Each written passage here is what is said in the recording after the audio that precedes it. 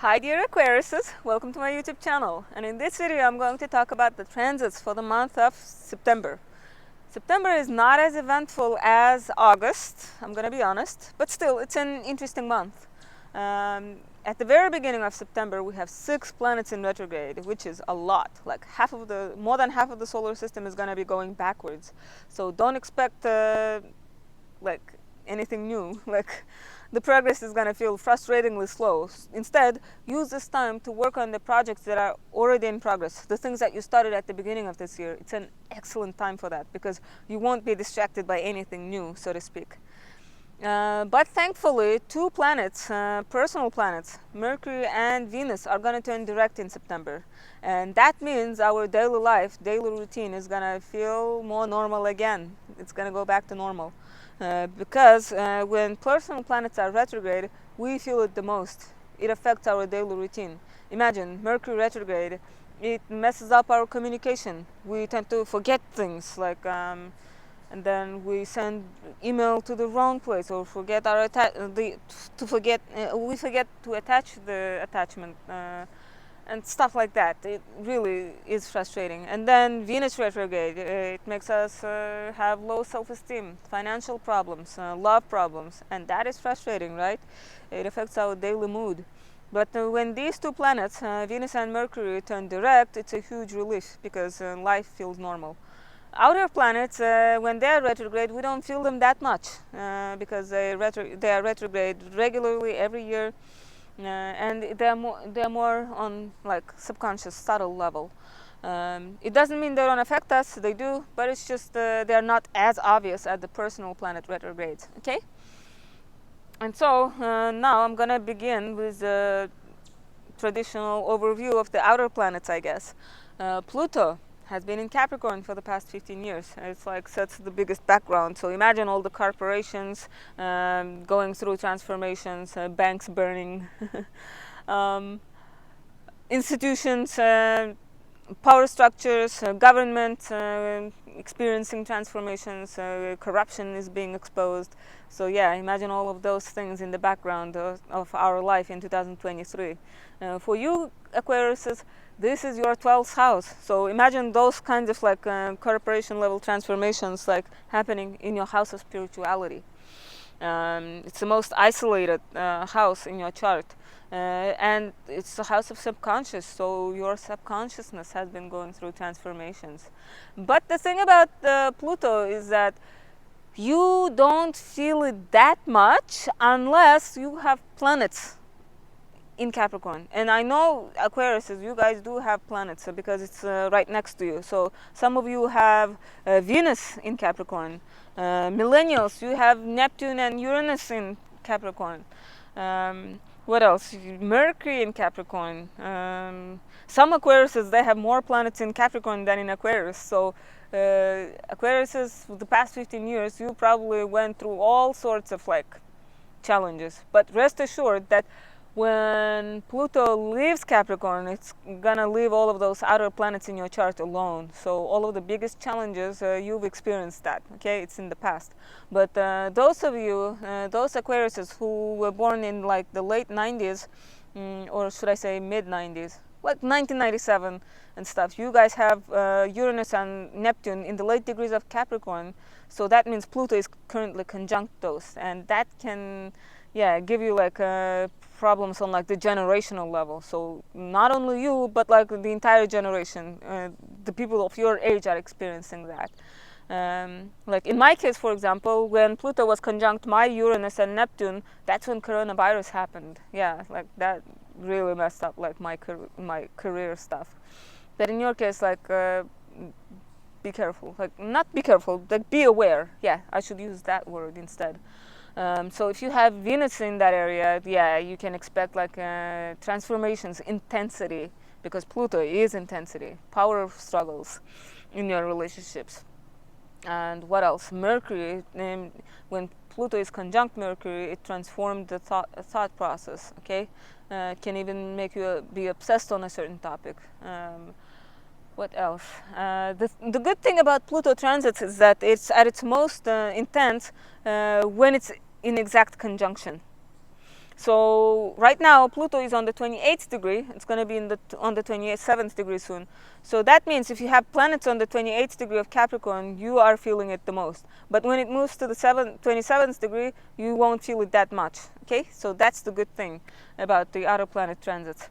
But when it is conjunct, you can really feel it. Pluto doesn't play around, so just be aware of that. And then Pluto is going to enter your sign, and Aquarius is, it's going to be in your sign for 20 years. That's a lot. But again, as I said, you will feel it the most only when it's making an exact conjunction to your sign. The rest of the time, it's going to be more subtle.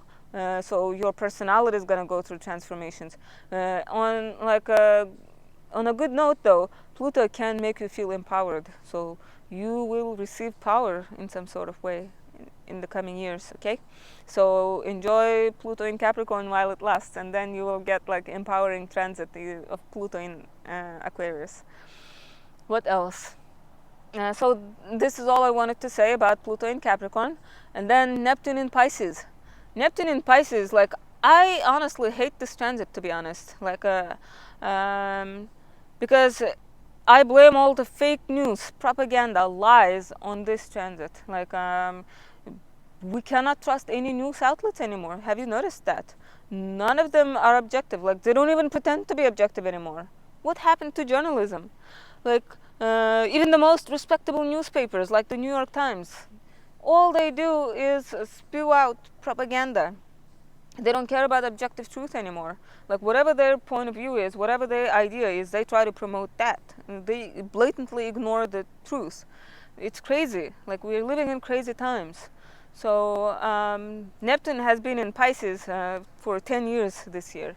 And so you can blame all the victimhood, mental illness on like collective level on this transit, mental like Neptune in Pisces, because Neptune rules collective subconscious. And Pisces, even though I love Pisces, but like, let's be honest, some Pisces can be delusional. Yeah, like it's the last sign in astrology, and that's where we kind of like dump all our subconscious psychological problems. Because think of it like this way. So Aries pushes the problems to Taurus, and then Taurus passes on those problems to Gemini. So it goes that way all the way until like Pisces. So Aquarius gives all the unresolved problems to Pisces, and Pisces cannot give it to the next, pass it to the next sign, because there's no next sign. Pisces is the last sign, so Pisces has to deal with all of those unresolved psychological issues, subconscious issues. Yeah, so while Neptune is in Pisces, it's giving all of those like unresolved psychological issues like collectively. Okay, that's why we see all of this victimhood Olympics, mental illness Olympics. I'm more mentally ill than you. I have this and that mental illness. It's like people flaunt it. It's crazy. So yeah, Aquarius says, for you this nebulous delusional transit has been happening in your second house of money. So you've probably been more humanitarian in the past 10 years. But like, again, Neptune is a faraway planet, so you don't really feel it unless it makes a conjunction to one of your personal planets. And I'm sure some Aquariuses, you do have planets in Pisces. Some Aquariuses, you have Venus in Pisces. So if you have your Venus in the late degrees of Pisces, around like the 27th degree of Pisces, then you are probably experiencing like delusional energies in romance. Okay, be careful not to over idealize your partner during this transit, because Neptune can make you do that. It can make you delusional. Completely, you might completely ignore the flaws in your partner. But I don't blame you, because it can be hard to see the objective reality with the foggy influence of Neptune. So I'm just saying, like, do be careful. Like, don't delude yourself in romance. Don't break your heart. Don't end up breaking your heart. Okay. And then on a good note, when Neptune wants to be good, it can give actually divine love, like fairy tale kind of love. But from my observation so far, no. Neptune is most of the time is just a delusional, fishy planet. And then, like, when it comes to Mercury, if you have Mercury in Pisces, then I doubt though you have it like in the very late degrees of Pisces. Normally you would have Mercury in like towards like the 20th degree, I guess. But still, like you can feel confusing energy. Like mentally you can be confused, like fogginess in your mind. Neptune can cause that. So yeah, and then Uranus in Taurus. So the planet of innovation, surprises, unexpected events, is in your family house. Okay, like the house of home. So you've probably been experiencing surprises in your family life. One of your parents is probably going through like a really interesting times because Uranus can give surprises. It can make them try like original things. Yeah, so your parents are probably experiencing those times. In your case, you probably live at a really original, unique place, a place you never thought you would live at.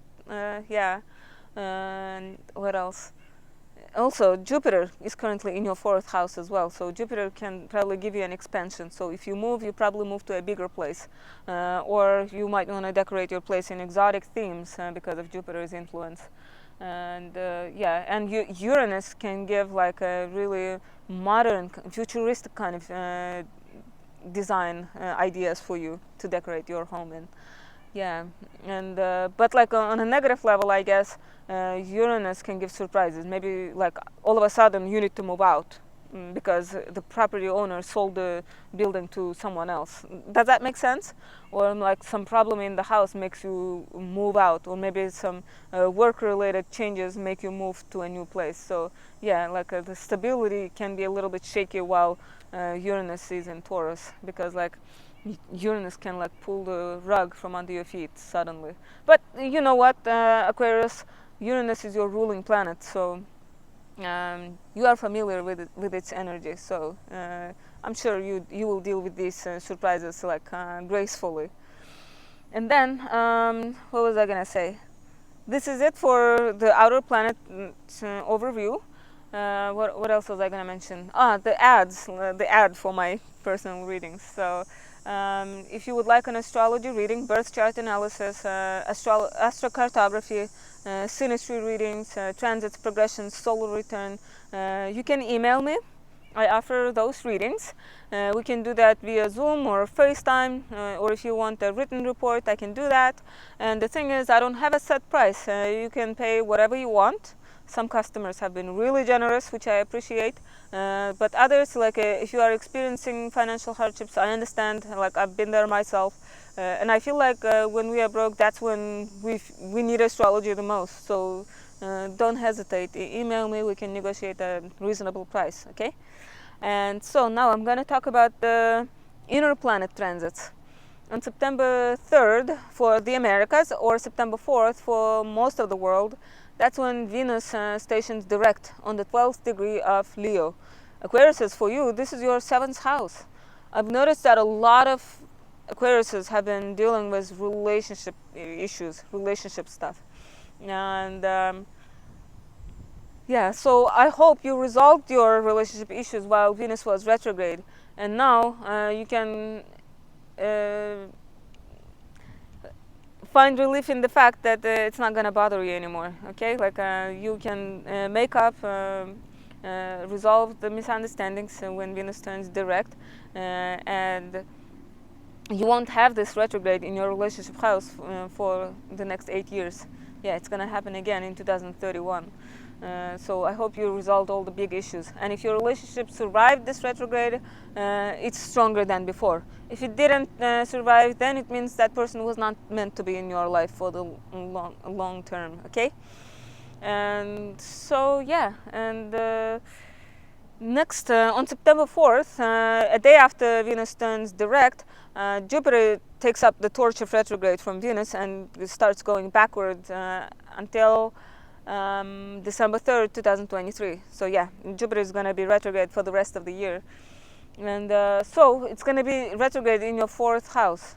I mean, Jupiter is an outer planet. You're not going to feel its retrograde motion that much, but still, like home-related stuff might slow down a little bit because of the retrograde motion. And then, what else? On September 6th, we have the last quarter moon in Gemini, which marks the beginning of a week where, frankly, not much happens. Don't expect to start anything new during that week. Think of it like in this way. If life is a play, like if life is a stage, think of it as like the stage being decorated in Leo-themed decorations because of the new moon in Leo back in August. So you are from September 6th to 11th, you are kind of like taking down those Leo-themed decorations and hanging Virgo-themed decorations now during this period from September 6th to 11th.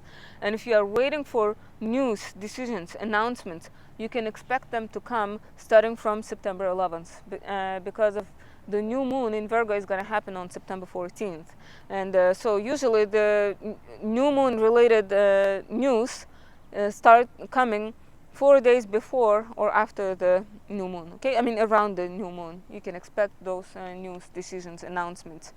And so yeah, the Virgo new moon is gonna happen in your 8th house. So 8th house is the house of intimacy, shared resources, what else, like loans, yeah, so intimacy, as I mentioned. So you can expect like a breath of fresh air in that area of your life. And the thing is, this new moon makes interesting aspects. So the luminaries are going to be in Virgo, and they're going to be making opposition to Neptune in Pisces, and the luminaries are going to be making a trine to Uranus and Pluto in Earth signs. So there's going to be this like triangle involving the Earth signs. So there's going to be this easy flow of energy and like a very stable, grounded, efficient energy. Okay, and the thing is, Neptune is going to be making a sextile aspect to those generational planets, Pluto and Uranus. Yeah. So there's going to be this kite aspect in the sky. And it's interesting because it's considered the aspect of fate, destiny, opportunity for growth, okay? And it's rare. And this one involves the generational planets. So I think this new moon is going to mark the beginning of a very interesting month. And for you, it's in your 8th house, so you can expect news regarding like loans, maybe like your partner might get like an increase in their job, like because it's the 2nd house from their from your relationship house. So it's your partner's money. Intimacy, something interesting when it comes to intimacy. Yeah, and what else? Another interesting thing about this new moon is that it's the last new moon before the solar eclipse in Libra in mid-October. So sometimes the events associated with that eclipse can play out a month before or after the eclipse itself. So some Aquariuses, you can expect the news associated with that eclipse around this full moon. New moon. And so even if it doesn't bring anything, any changes, you can still expect to start feeling a little bit more restless because the month around the eclipses is usually hectic, okay? So that means the first half of September is going to be relatively peaceful, uneventful, but like starting from this new moon, you can expect your daily routine to be a little bit more hectic, like restless. Our bodies can feel the energy of the changes that are coming, so the change is going to be in the air, and yeah, and so our body kind of like starts getting adjusted. So you might feel a little bit more anxious, impatient, I guess. No, not too impatient, but like, yeah, restless is the word that I cannot think of.